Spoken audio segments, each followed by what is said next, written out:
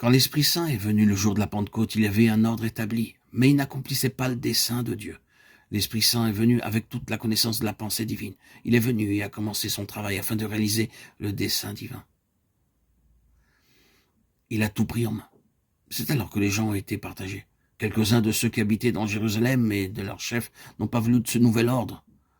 Bien d'accord, ils ont alors tout perdu. Ils n'ont pas accepté ce dessein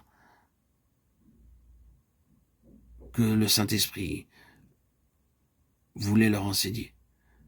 Mais d'autres sont entrés dans la communion du Saint-Esprit. Celui qui s'attache au Seigneur est avec lui, un seul esprit, 1 Corinthiens 6, 17. Il s'agit tout d'abord d'une nouvelle dispensation et ensuite, la deuxième caractéristique, c'est que le Saint-Esprit en a l'entière responsabilité. Ce fut un refus pour les pharisiens, pour l'ancien régime. Cette autorité n'a pas été reconnue avec tout ce que cela signifiait. Et étant en charge par ses activités, il révélera et introduira l'objet même de la pensée éternelle de Dieu, cherchant à l'incorporer dans cette dispensation. Malgré, concernant la scission qui s'était produite, c'était, il est vrai, une séparation historique, mais c'était aussi un clivage qui spirituellement s'accentuerait tout au long de cette dispensation. C'est la séparation qui se produit entre les hommes de la lettre et les hommes de l'esprit. Cette tendance vers une position figée se manifeste constamment, cherchant à emprisonner ce qui est de Dieu dans des sphères organisées qui frustrent et limitent le plein conseil de Dieu.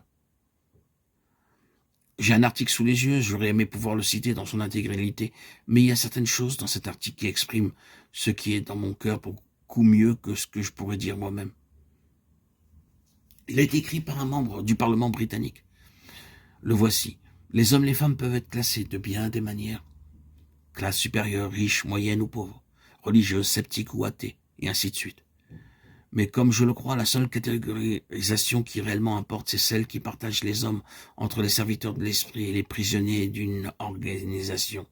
Cette classification est fondamentale, elle appartient à un monde intérieur, le monde de l'esprit, la pensée, l'inspiration a son origine dans un monde intérieur, le monde de l'esprit. Cette pensée peut s'être manifestée elle-même dans une organisation.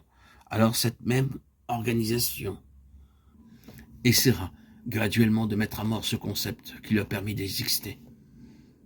Dans le domaine religieux, un prophète, un homme inspiré peut avoir une vision de la vérité. Il exprimera alors que cette vision, si bien qu'il le pourra par des mots. À la suite de cela, ses disciples, sur la base de ce qu'ils auront compris du message du prophète, bâtiront une organisation ou une église. Le message n'aura certainement été compris que partiellement et pour finir, il se cristallisera peu de temps après en un credo. À ce stade, le principe lui-même de l'Église peut perdurer sous la forme d'une organisation. Dès lors, toute tentative réformatrice du credo devra être combattue, et si nécessaire, taxée d'hérésie et condamnée. En quelques centaines d'années, ce qui était donc conçu à l'origine comme un véhicule pour exprimer une vérité plus élevée est devenu une prison pour bon nombre d'âmes. Et les hommes se combattent les uns les autres pour l'amour de Dieu. La morale de tout cela, dit dans un style un peu bouffon, c'est que la première règle pour toute organisation devra être sa propre dissolution, après une période d'existence très limitée dans le temps. Si nous sommes membres d'une organisation, notre attitude à son égard, ce devrait être un détachement partiel.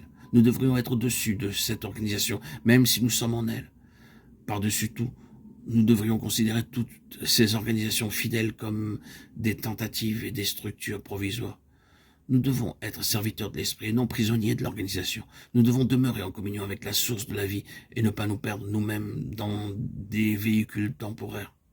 Ce monde est un pont. Nous devons passer sur ce pont, mais n'y bâtissons pas de maison.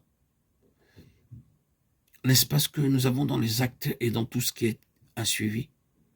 Cette cristallisation de notre compréhension de la vérité, de notre interprétation, de notre perception partielle, des déclarations de la lettre, de quelque chose de figé, incarnant assurément ce qui était de l'esprit de Dieu, au début, mais ne lui permettant pas plus d'aller au-delà de ses limites. Quelque chose de plus et de différent de cet ordre figé s'appellera une hérésie.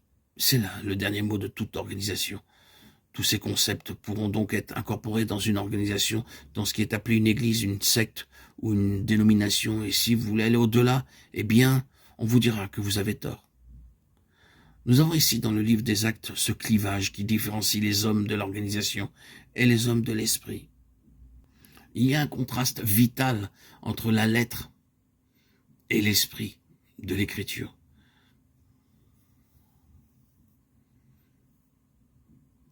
La venue de l'esprit introduit un nouvel ordre.